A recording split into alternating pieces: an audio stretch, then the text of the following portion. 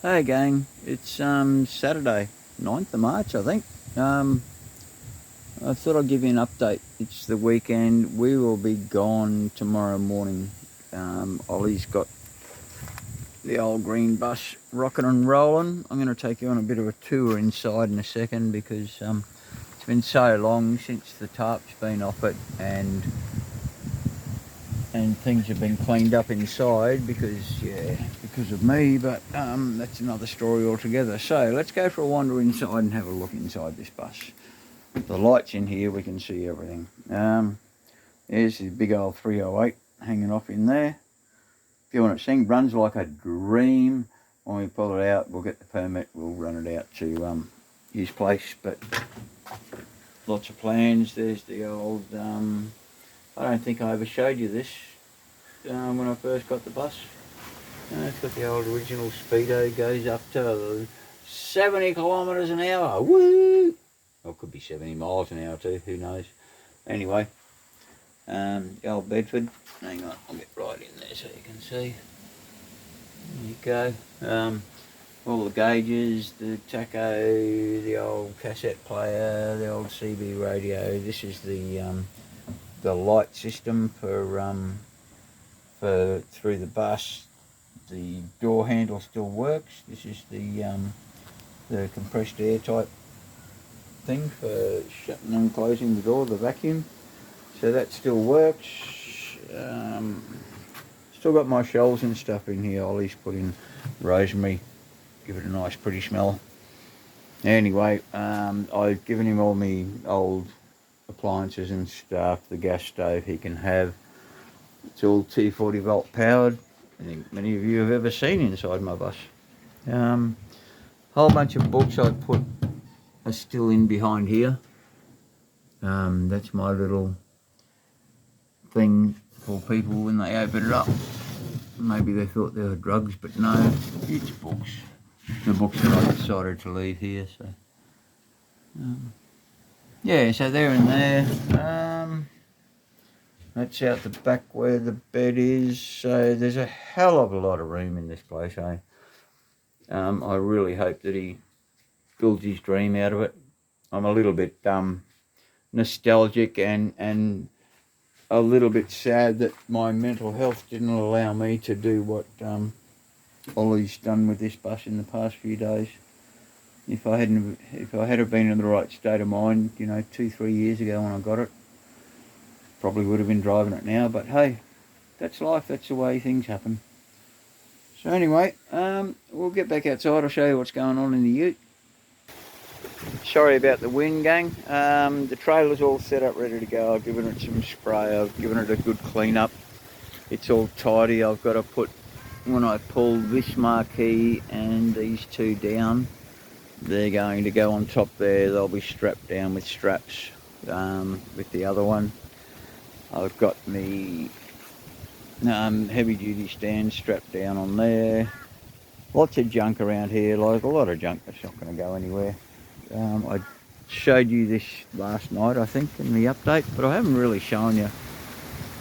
So yeah, underneath the top of that tarp is the rooftop tent. It folds out that way, out to the back. So you've got a covered area underneath where all this stuff is. So the fridge and everything, it'll all be rearranged at some point because the fridge there's not enough room in there. I've got gaps around it so I can get some airflow, but it needs to be back out here a bit. I've just got these two toolboxes here at the moment because I can access them for stuff I need. If I pull up, I can just do exactly what I'm doing here, sit here and sit underneath the cover here without any rain on me. Yeah, so let's go have a look around here. Sorry gang, I'm a little bit tired again today. In under there, as you know, the two 120 amp hour LiPo batteries are in there. They're wired in. They come through, you see through there, goes into the inverter there. This the MPPT controller controls one of the 160 watt panels up on the roof. It's permanently wired in. it runs out into the back to charge the battery. This King system and the Thunder DC-DC charger, they use one of the solar panels as well, and they also use the alternator to keep things charged. What else have I got? So that's all in there. That goes in behind there. That board goes up, gets locked in. In the back there, the dogs get to be in here once I clean all the stuff out, as I showed you yesterday. That's me two 160 panels. The 250 fold out one is up there, so I can unplug one of these and plug that in to do some charging and stuff. She's definitely got some weight in her. I definitely need to get new springs, I know that much. She sits a bit low. And that's about it, gang. All I've got to do now is, Ollie's had to go home, so tomorrow morning at Sparrowfart,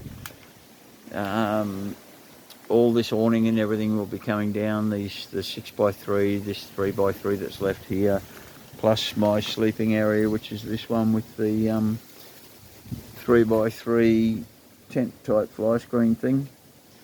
So that's where I've been sleeping for now. That'll be coming down tomorrow. Then the bus comes out and drives out, does its thing. I'll pull the ute out, hook the trailer up, pull that out.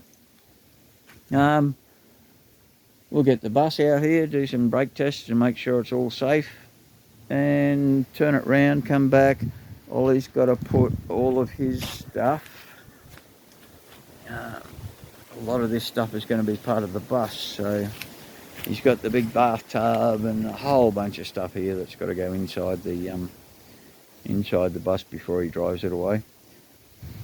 Got friends coming over. My brother friend Steve's coming over to pick up the dog trailer and a bunch of other stuff that's here tomorrow morning as well.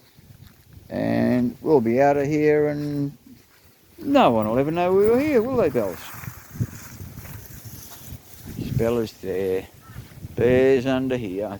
Still feeling guilty about the big altercation that we had. Hey, buddy, he's still a bit sore, but he'll be right. Ugh. Anyway, back to what you were doing. Thank you for watching. What can I put here so that the camera goes, ooh, that's really pretty. We'll use that as the thumbnail. I'll just put the bus in the last shot. She's a proper one. I really like that bus. Anyway, yeah, you can like and subscribe. I don't mind. It's I'm too random for most people's taste. All right, take care. Love yous all. Bye.